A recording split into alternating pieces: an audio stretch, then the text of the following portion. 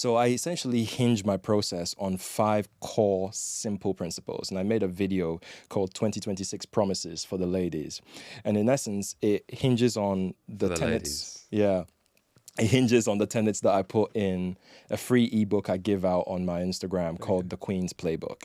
And there's 5 keys that I believe help you ace modern dating. Yeah. And what I say within that is that on one hand, you want to have healthy self-esteem because it is the answer to nearly everything. When you love on yourself effectively enough and you require excellence from yourself, inevitably you don't tolerate anything less from anybody else because of the love you give you. So how do you develop And there excellent self-esteem? by keeping the promises to yourself. Okay. So, and it can manifest in True, the actually. simplest of ways. Good You way of putting decided it. that you'll go to the gym at 6, don't compromise on it. Get up and do it.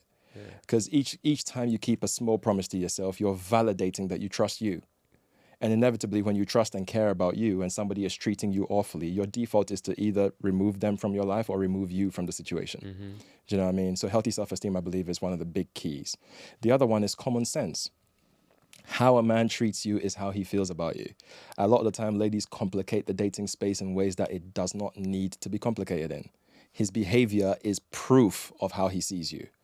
And once you absorb that data, you make the best move that essentially serves you. And the third principle is understanding men, because I think women don't do that. We live in a world that has always pedestalized women, made them feel like they're the prize. Men have always been the disposable sex. So men inevitably study women so they can get what they want from women. But I don't think women do enough of it in reverse. And I believe it's important to study men, how we function, the things we care about, how to incentivize us towards long-term outcomes. It's good word, that, incentivize. Right. Yeah. And then the fourth principle is adding value. And the simplest way I put this is that your beauty attracts men. It makes them want to get sexual access. Your personality entertains men. It just makes men want to be around you. But those 2 things are not enough for a commitment because nearly any woman can do it. You all have a kitty cat and you all have a personality. But your addition of real value is what makes you irreplaceable. Is his life better because you are in it? That's what makes the difference. Yeah. Is the difference between she has to be in my life as my woman and, oh yeah, it's just another one I could play with. And then the final one is the law of reciprocity, which is fundamentally, it is the music to the dating dance. And how I put it is, if there is no music, stop dancing.